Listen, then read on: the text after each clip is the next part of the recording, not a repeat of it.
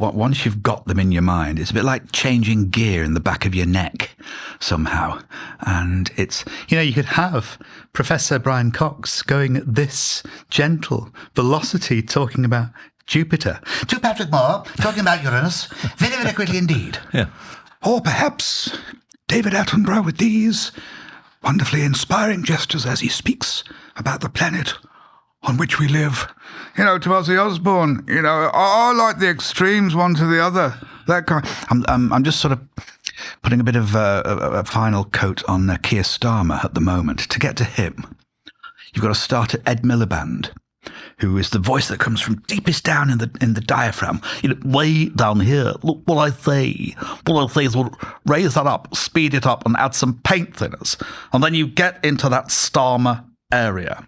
A bit turgid and a bit like that, and it's still under review.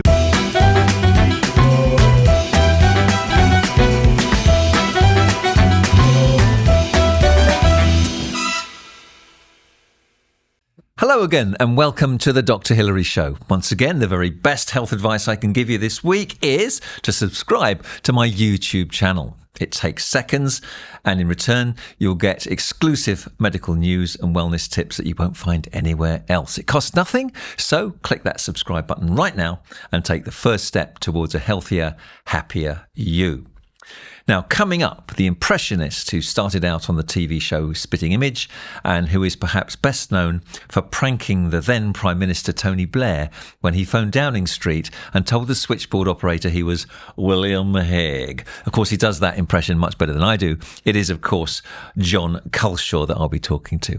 Plus, there are 15.5 million menopausal women in the UK and 1 billion globally. And yet, many of those women feel overlooked, underserved, and invisible, with little education or support. I'll be joined by Heather Jackson, CEO of Gen M, and the broadcaster Kaye Adams. That's all on the way. But first, what is the leading cause of disease and death in this country? It is still smoking tobacco. So very welcome news that varenicline is now going to be back available on the NHS for those people who want to quit. Quitting is important. Smoking tobacco costs the NHS about £2.5 billion every year, looking after people who've developed illnesses and conditions as a result of smoking. So anything that helps them to quit is very welcome. Now, varenicline used to be available as something called Champix back in 2021, but it was withdrawn because of certain manufacturing issues. It's back now, available to people, and it works by stimulating the nicotine receptor sites in the brain. And that means you reduce the cravings that people get when they want to quit, which is very welcome. It also means that there are less withdrawal symptoms for people who go cold turkey. So it's going to save money, it's going to help people, and doctors are going to see, hopefully, less illness as a result of the damage that tobacco does. So, all good. Now, before my first guests, this episode of the Dr. Hilary Show is brought to you by The Body Doctor. The Body Doctor has some excellent solutions for your eye health. Unbelievably, there are 48 symptoms of the menopause, and dry eyes is one of them, affecting up to 61% of women who are menopausal. They can often suffer from dry eyes, and they experience light sensitivity, blurred vision, swollen eyelids, and watery eyes. You see, your androgen hormone levels decrease when the menopause occurs, and this means your eyelids can then become inflamed and produce fewer tears of poorer quality. And that can lead to dry, sore, gritty eyes. The Body Doctor are proud partners of Gen M, and that means that many of the eye doctor products carry the M-tick, the world's only universal symbol to signpost menopause-friendly products. Find out more at thebodydoctor.com. Now, still to come. Because although, Tony Blair was, quite informal, just call me Tony, ha ha ha ha ha ha. Hague, with his sardonic sense of humour, never went along with that and always called him Prime Minister. You could imagine him doing it like that. So when I said, "Hello, Tony," in that informal William Hague way, I thought Blair knew something was up. But he did play along. He did play along. Oh, that's excellent. I mean, it got worldwide coverage, didn't it? Which is brilliant. He said it was rather brightening his morning, but, MI5 or, Judi Dench, whoever monitors the calls, pull the plug very quickly and rather spoilt the fun. I'll be chatting to Jon Culshaw.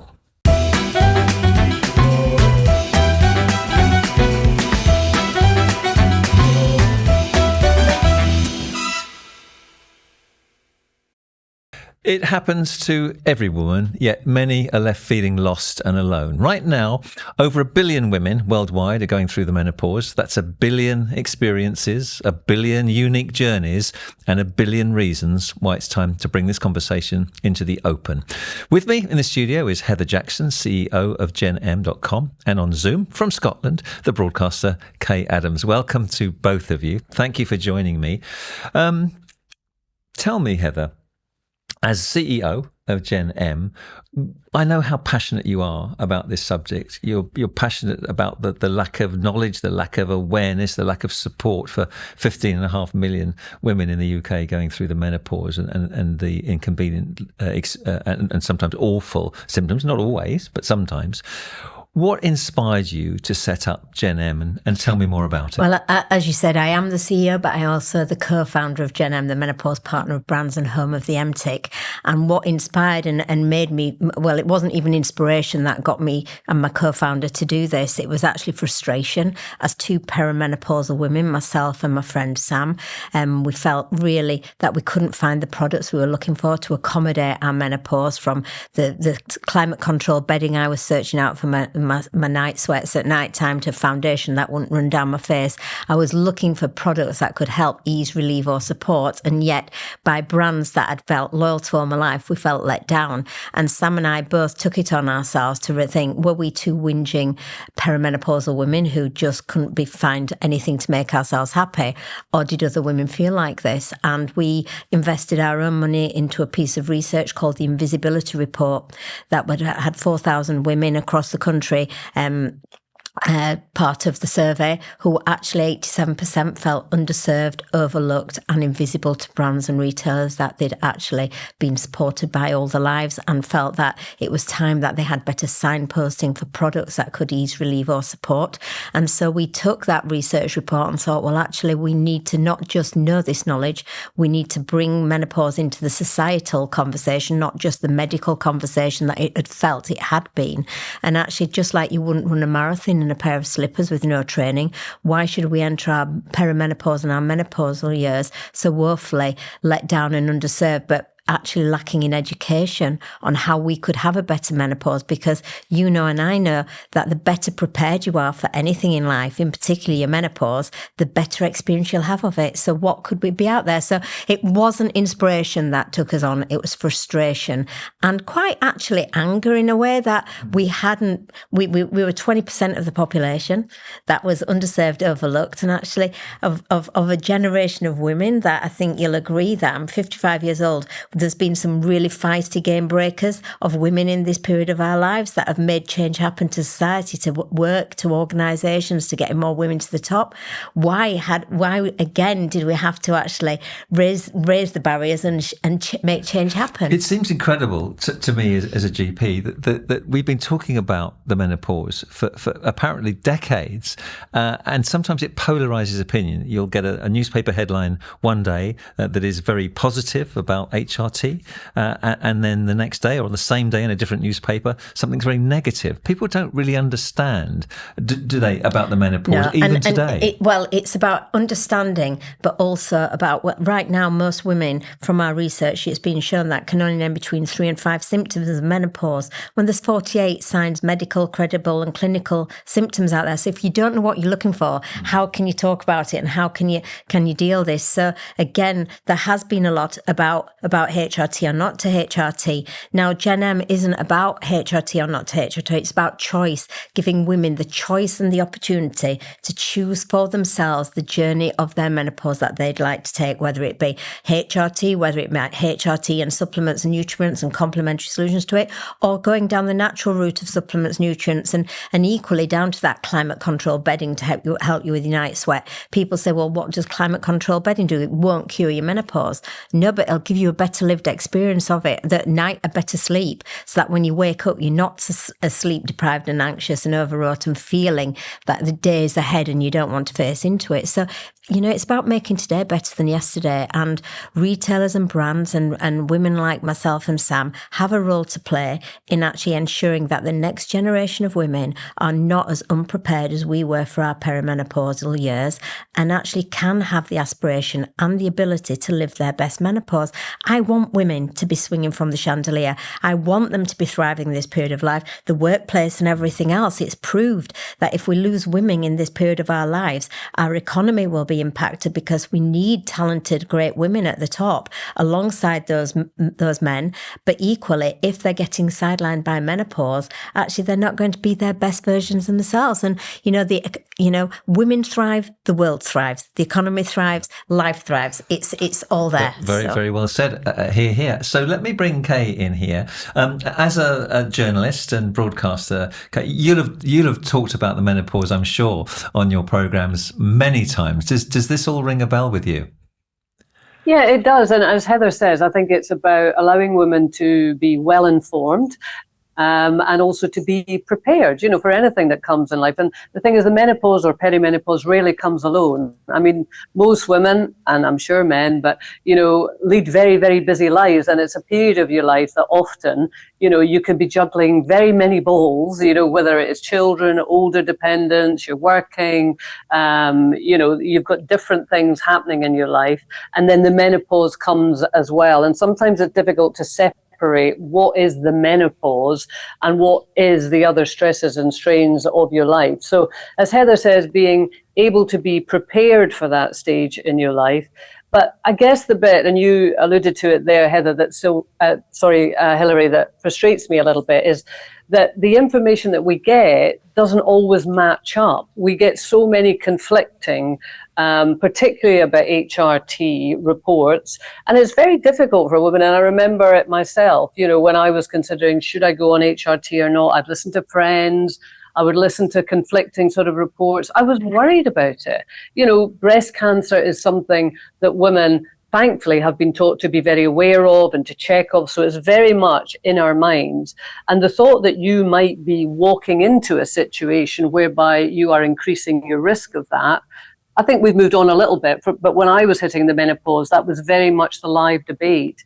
And whilst I want to be able to make up my own mind, I also want to be able to go to a qualified medical professional who's going to give me reliable information. And I felt at that stage I could speak to 5 different doctors and get 5 different stories. And I found that quite scary. Okay, you're absolutely right. If people can't go to their doctor and get consistent advice, there's going to be a lot of confusion. You agree with that, don't you, Heather? I do, but, education doesn't just come from the doctors. Education comes from society as well. And we need to actually raise the awareness of menopause, not actually treat it as if it's a disease and it's a medical issue. It's a life transition, and that actually we need to help women and society, including men, to be better understand the signs and the symptoms of menopause, but equally how they can handle those signs themselves and actually get on top of many of them.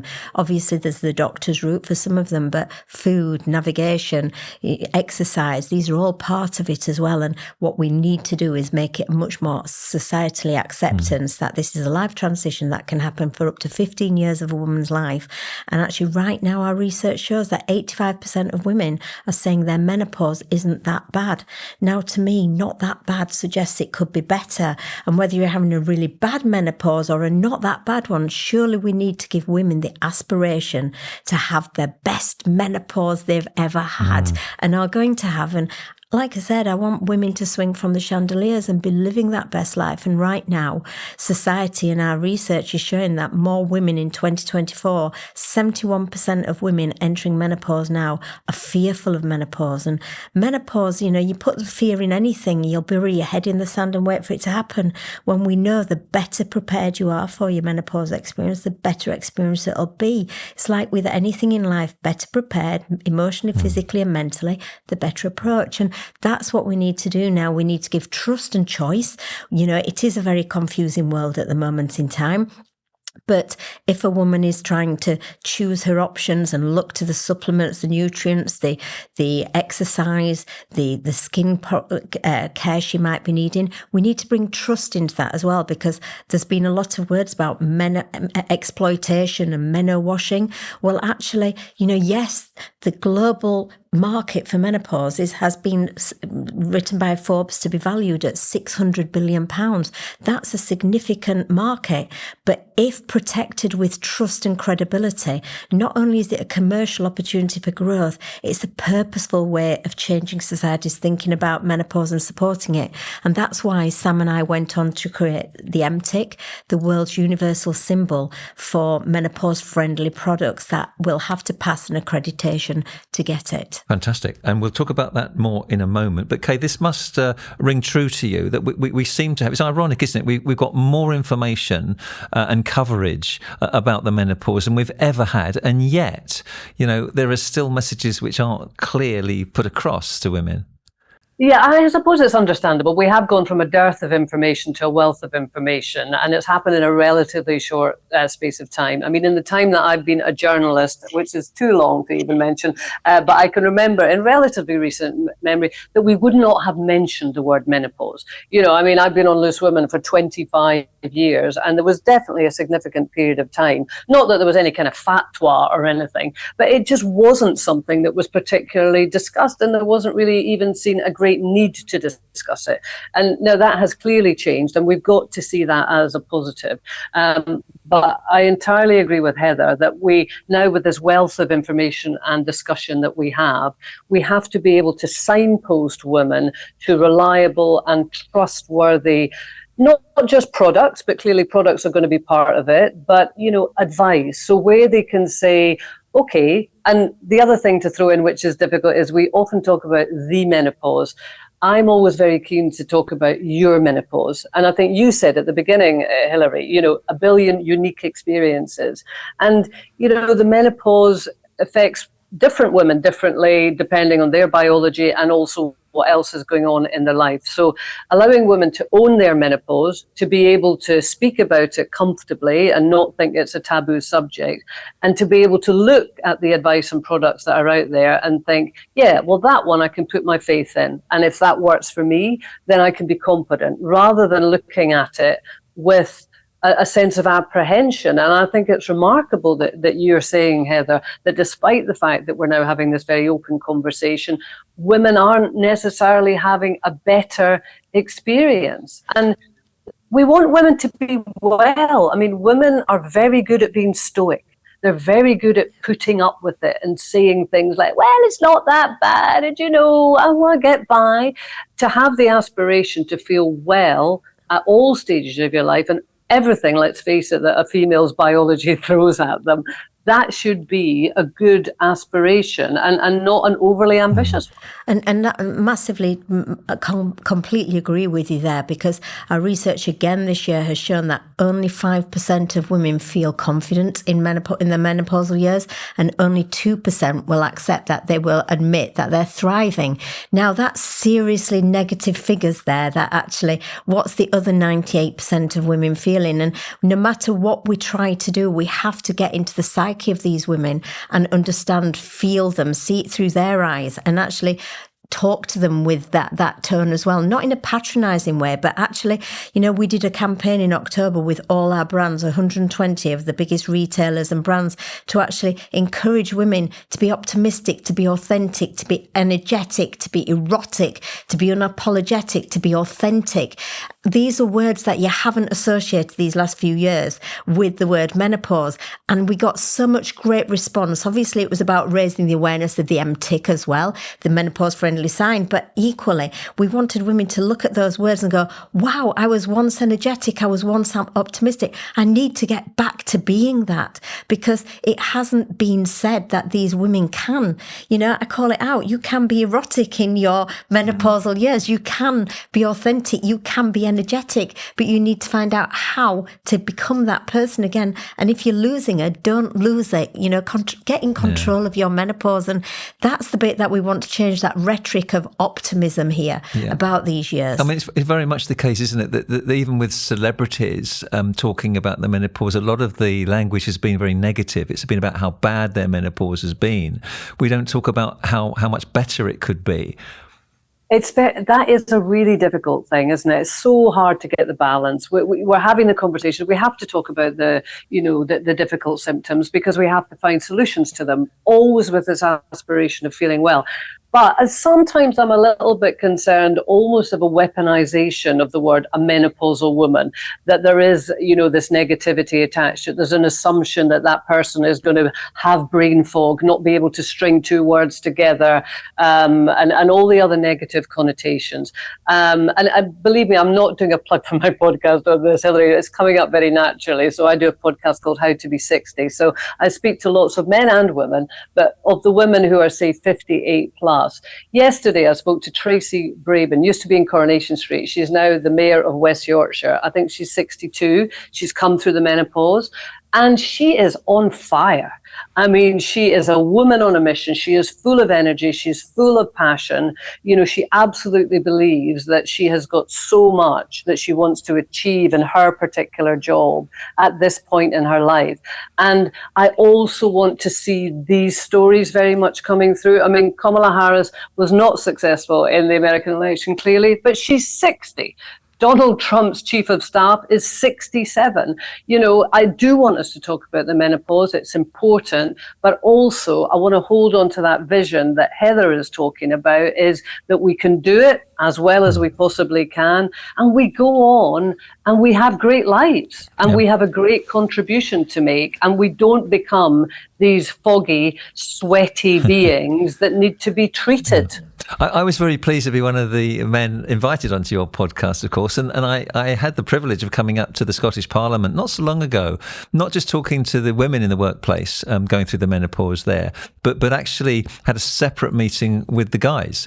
And they were very receptive to learning more about how to look after their women and to understand more what they were going through. And they said, I wish I'd known this before. I wish I'd known what she was going through. Well, I mean, again, this is quite frightening, really. But equally, when we did our first research report 4 years ago, 66% of men said they felt helpless about menopause. And I love that word helpless, because it meant that they weren't being ignorant about it. They actually genuinely were thinking, but didn't know how to approach this. But equally, I spoke offline to you as well, Dr. Hilary, about how a great man in Yorkshire called David Salmon was listening on calendar to what Gen M was doing a few years ago. And he wrote into us and said, I need more men to understand that actually my wife actually sadly committed suicide. But as I sat listening to you, I realised that she had so many more symptoms of menopause than I actually knew about. He didn't want it to be frightening. He honestly believed, as a man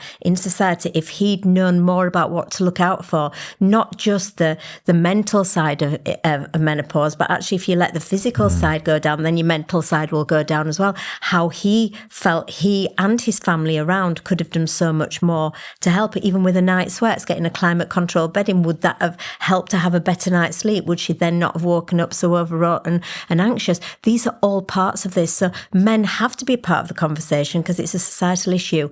Menopause shouldn't be in diversity and inclusion in the workplace. It's a human issue. And I keep talking to the huge brands that we're working with that don't talk about it as a management issue or how to approach this. Talk about it as a human being, because because every man has had a mother somewhere in their life. Every man is working around females or has daughters, goddaughters, nieces. These are all part of society. And the highest rate of women leaving the workplace in this period of time, the highest rate of relationship breakdowns in this period of time. Now, actually, everyone looks at, how can we help more women stay in an organisation and work, perform better in it? But I would argue any man or woman in a relationship with a menopausal woman, and you're possibly in a relationship that's breaking down, I would ask that partner's not going into work working their best either. This impacts all of productivity.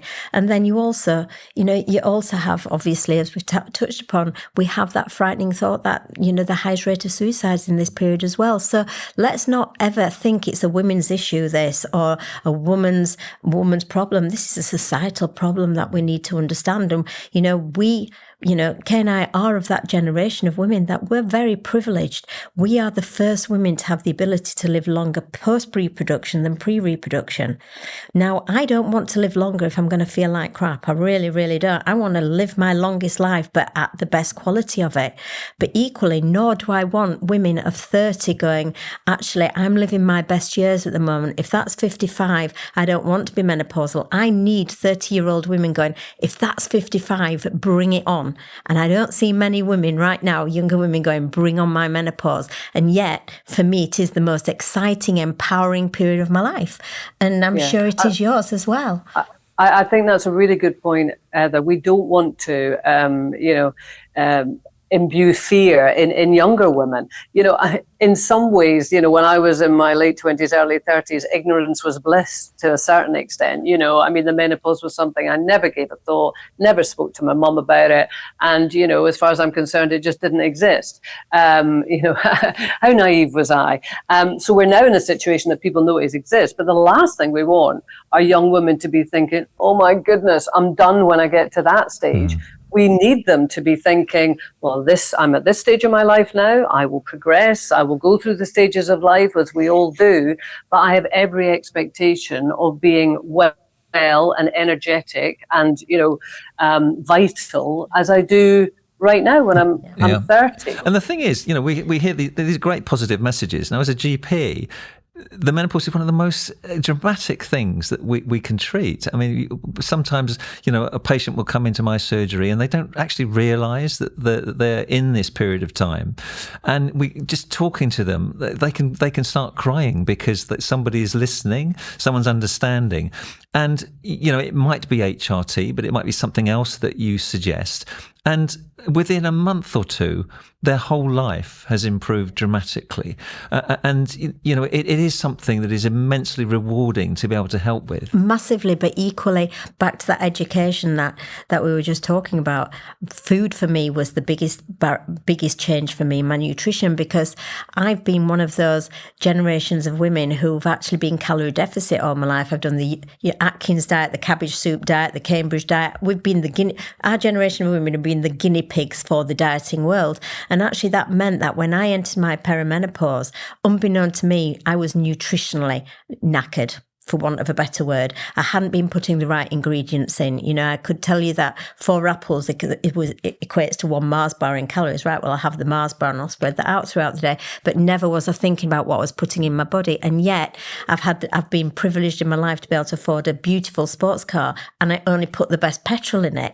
And yet, because that'll make it more efficient, I wasn't thinking what I should put in my body. So this isn't just about understanding more about the HRT side of things. This is actually if you want to live longer and be more energized and have that ability to actually feel good, what do you need to do as a woman? And back to that value in yourself. Our society as women, we've often valued ourselves at the bottom of the pile. We've got our kids, we've got our aging parents, we've got our career, we've got our employer to please and everybody else.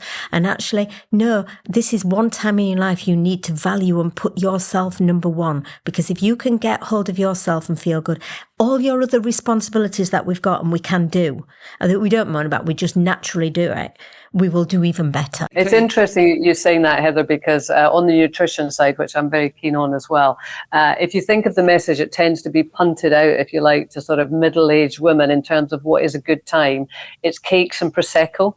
and everything, whether it's greetings cards or fridge magnets or, just casual conversation. Oh, cakes and Prosecco, which, okay, it sounds nice now and again, but actually it's the last thing that we want to be. Well, maybe we should do a set of cards. Occasionally, yeah. Kaye, can I ask? Did you have as much help as you needed going through your menopause? Did you? Probably people think menopause. It's either HRT or it isn't. We're going to hear more about the fact that it isn't. There's other products you can think about. But did you have a good experience?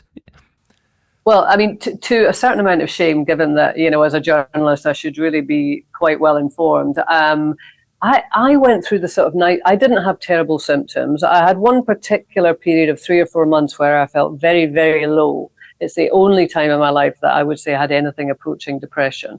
So that would be my most dramatic symptom, and I became very anxious. But prior to that, I did have night sweats. And, I look back now and I think, what were you thinking? Or more to the point, what were you not thinking? I had no idea why this was happening. It never occurred to me that this might be related to the menopause. And so I would just stick a leg out the bed or sort of flap the duvet or whatever. And I look back now and I think, how foolish was I? The period that I went through that I felt really, really low, that was very difficult, I have to say. And I just did not know why, because actually there were things happening in my life professionally and with kids and stuff that were great. It wasn't a bad period of my life. That came a bit later. But my goodness, I just couldn't find any joy in anything. And I did then go to a GP who was a female GP, and it was a very short consultation. And she basically said, HRT or antidepressants, which do you want? And that really was the extent of the conversation. And I went in saying, I don't know what's wrong. I just don't feel myself. And she basically shrugged and said, I've got this, what do you want? That's extraordinary because they're not interchangeable. Well, I walked out, I said, thank you very much. And I walked out and I didn't take either at that stage because I was just kind of reeling with it. Because I thought, right, okay, where am I now? And on the one hand, at that stage, so you're going back maybe 8 years, I had a fear of HRT. The conversation at that point was very much around breast cancer. And I know we have moved on a bit. But at that time, at my head, I was bing breast cancer, bing antidepressants. Do I want to be and there's nothing wrong with antidepressants. Please don't think I'm saying that at all. But they had never been part of my life at all. And so I was suddenly antidepressants, which I've had no experience or knowledge of, or HRT, and I'm really worried I'm going to get breast cancer. So and no one at that point asked you what sort of exercise you're doing, what sort of food you're eating, what's your sleep patterns like. These are all part of it. And, those 48 signs of menopause now, from dry and itchy skin to a dry vagina to thinning hair, all builds up. And yes, there's the physical and the mental and the emotional sides of it, and the depression side and the anxiety, but there's so much more to it that brings this on, that if we knew more about it, we've our research, and I keep talking about research because actually that is the valid point here. When you do research, you've got the actual stats there. More evidence. Women are now self-diagnosing rather than going to the doctors their menopause, and actually they're looking to find alternative solutions to actually complement whether they're taking HRT or not, but looking to search out those solutions, from supplements to nutrients to shampoos for the thinning hair. This is more women are much more understanding now what's happening to them, but equally it's not just about learning about what's happening and why, it's what can I do about it. I mean, I've got short hair and I'm embarrassed to say I love my hair short now, but actually it all started because the plumber was coming round more regular than anybody else was coming to my house to unplug my sink, and I realised that my hair was starting to thin, and me being me went straight into solving mode. Right, I'll chop it all off, when actually I'm really annoyed at myself now, because had I understood that it was perimenopause and there's products and there's solutions and there's your scalp you can do so much for, I wouldn't have chopped my hair off. Now I love it short, but I did take away that choice. And it's all about choice women want now. Choice to manage their menopause their way, in a way that suits them and their lifestyle. Well, look, we've heard some really strong and positive messages from both of you today. Thank you so much. We could talk about this for another couple of hours. Absolutely. And still have more positive messages. But thank you both so much for your time. Thank you, Kaye, and thank you for having me on your podcast before now and being on mine. Thank you, Heather. No, and can I say as well, you've had Tracy Bradbury, so you don't need to have an interpreter to my accent as well, because I've lived 20 miles away from Tracy. So if you ever need us on your podcast as well, I'd be happy to come on as well. It's a great accent. Thank you. Thank you. Lovely to meet you, Heather. Oh, lovely. Thank you both. For more information and links for help, just go to gen-m.com. gen-m.com. There you go. And if you want to check out the notes on the rest of today's podcast, you can go to drhillaryjones.com. Thank you for joining. Thank you.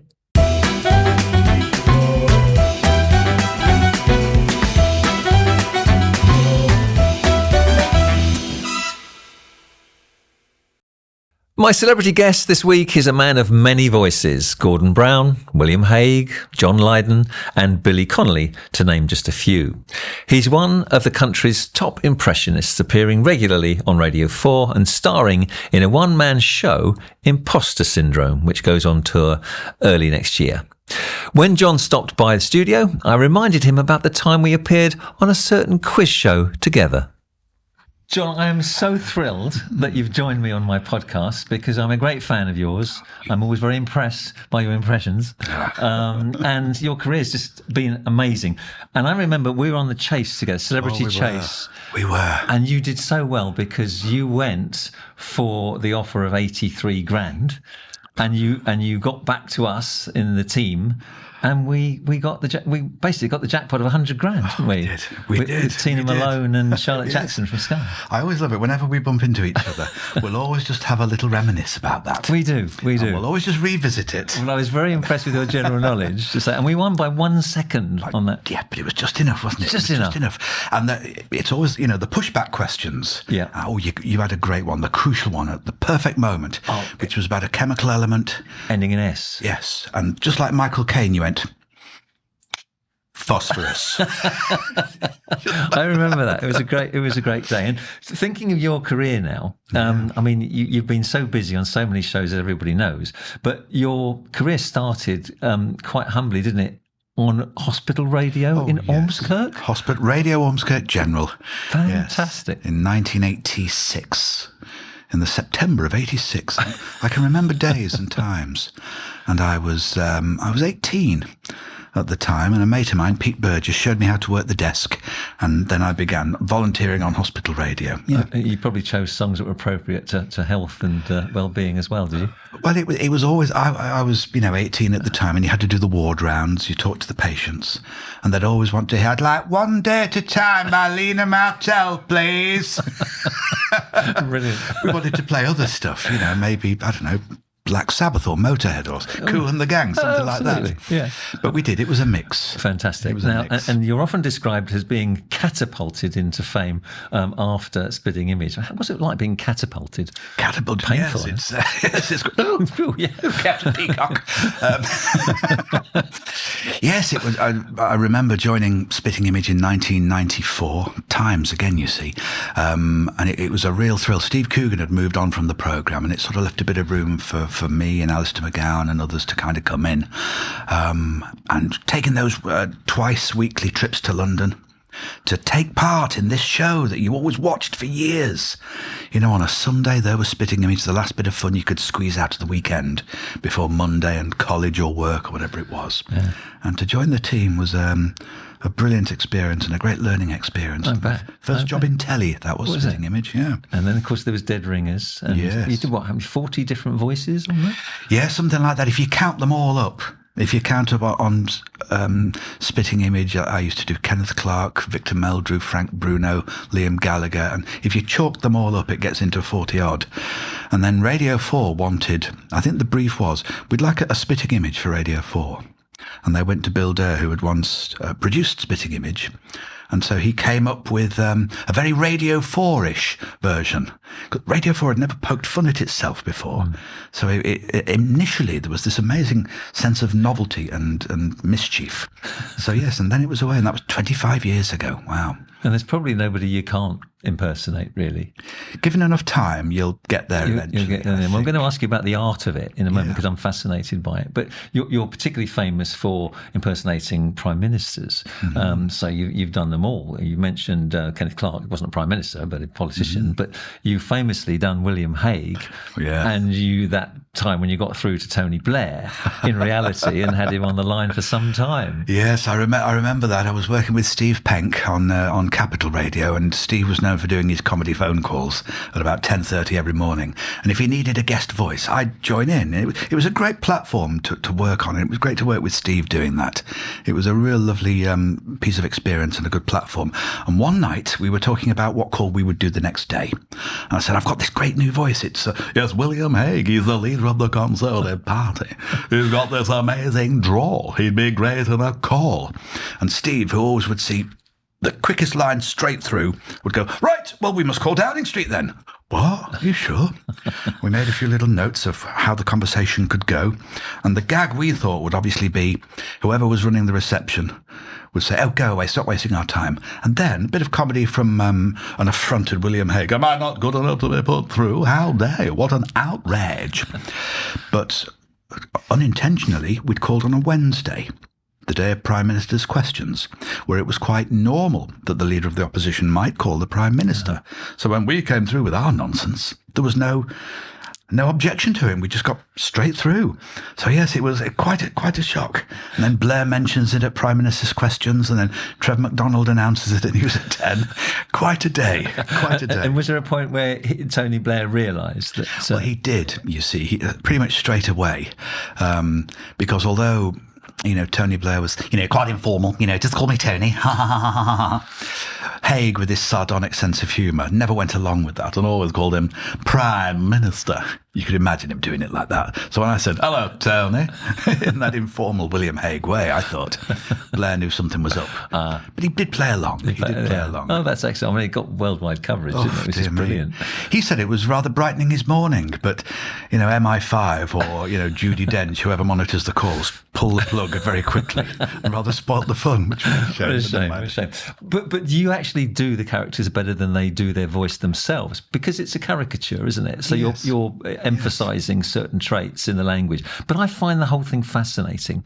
Where does that art come from? Well, if you try to describe it, it's amazing how confusing it really is.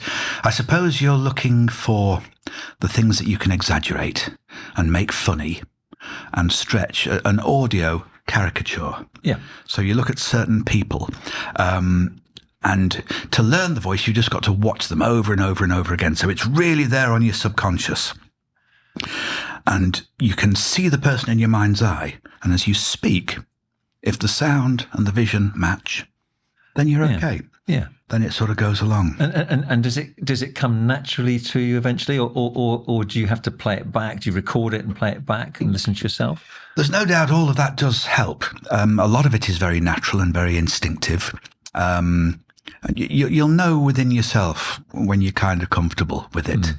But it really does help when you listen back to some recordings, some Dead Ringers shows, and you actually hear it in a detached way. It gives you another dimension that adds to the whole feel of it. Yeah.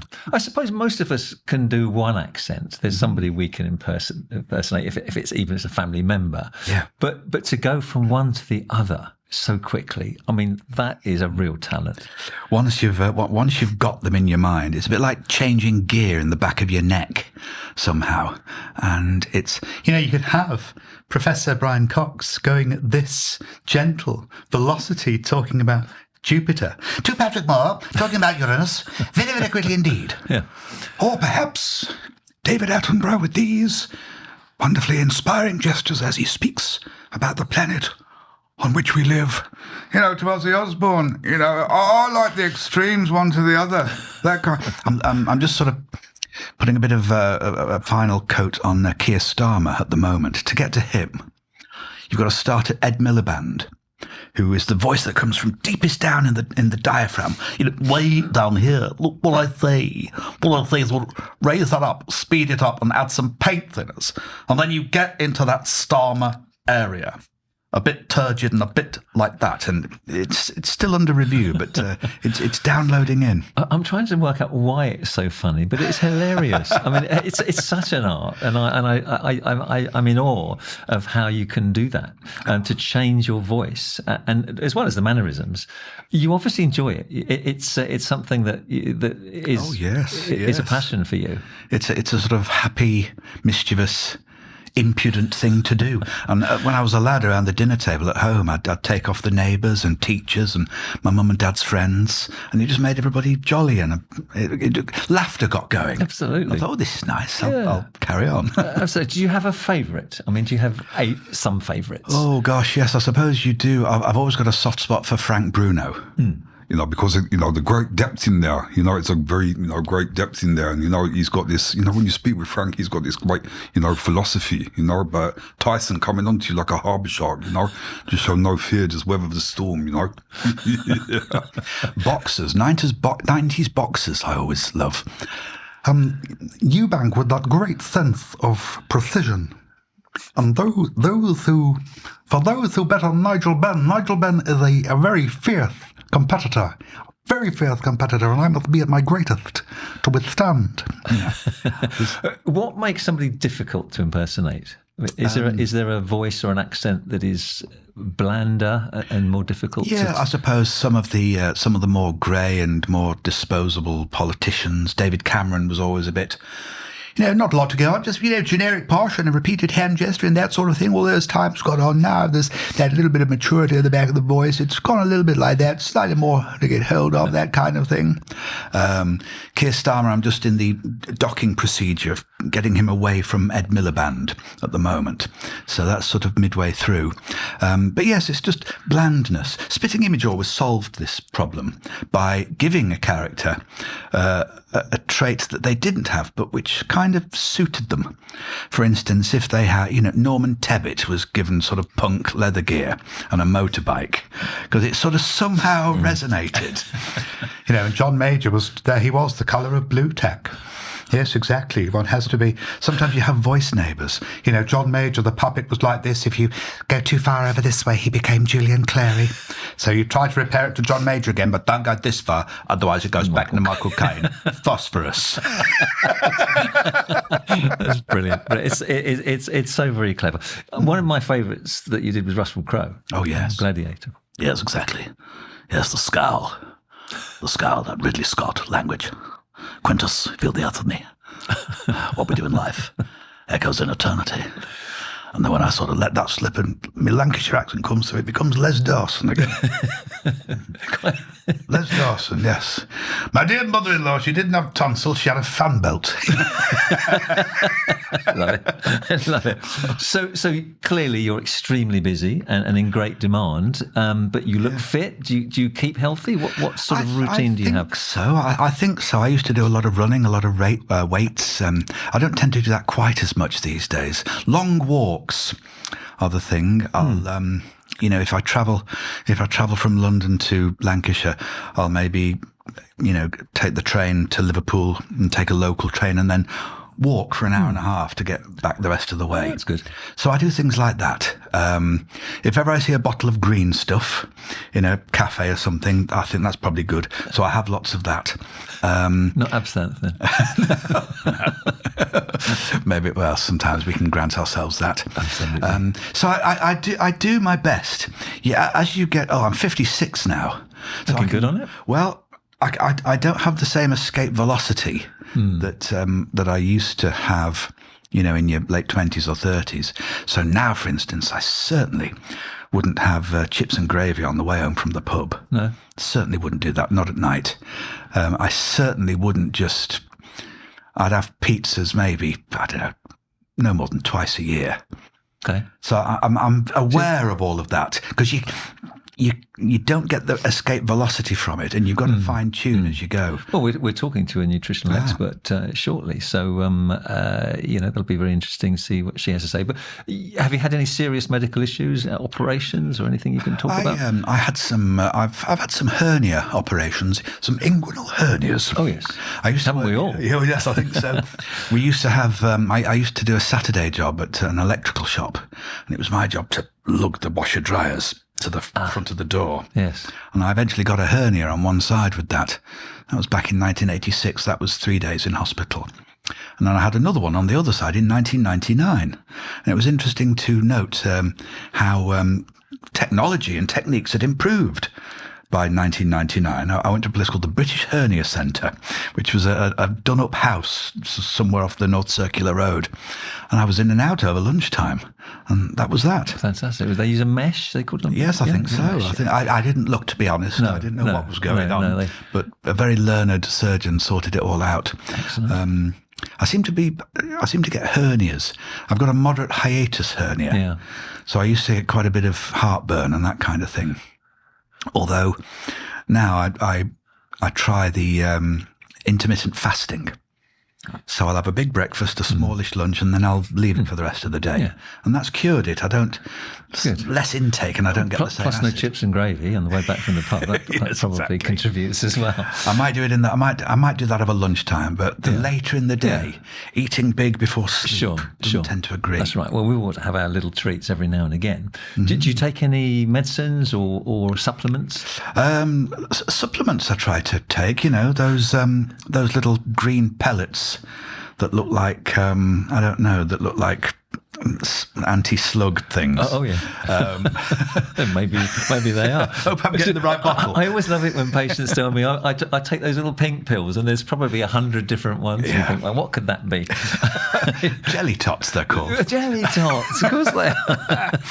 Fantastic. So I take a few vitamins if I just see them and think they might do me some good. Do some good, yeah. I take a blood pressure tablet these days.